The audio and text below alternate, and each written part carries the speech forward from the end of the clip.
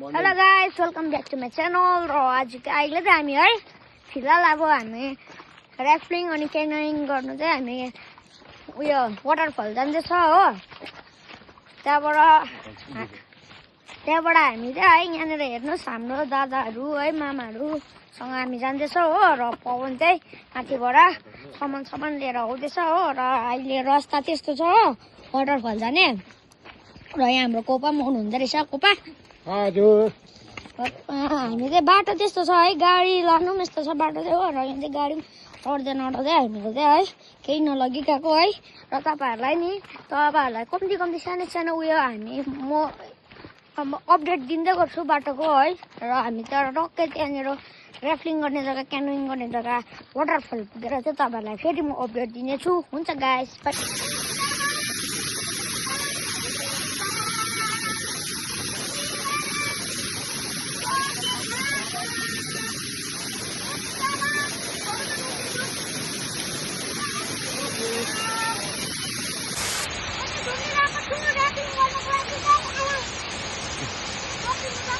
पासाङको छोरा hello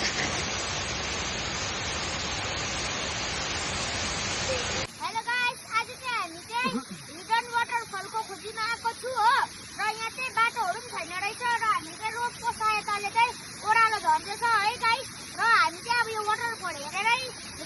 canoeing गरेर जाने हो र तपाईँहरूलाई सानो यो आजको अहिलेको सानो अपडेट गाइस हुन्छ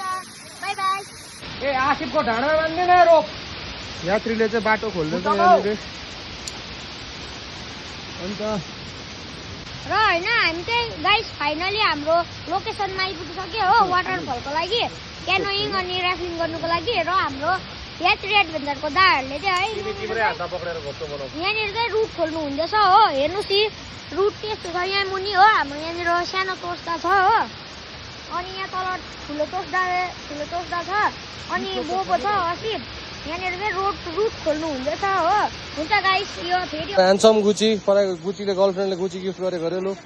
त्यहाँ फर्स्टै रेटिङमा गुची ओह्रालो ह्यान्डसम अन्त ह्यान्डसम केटाहरू यसरी झर्दो छ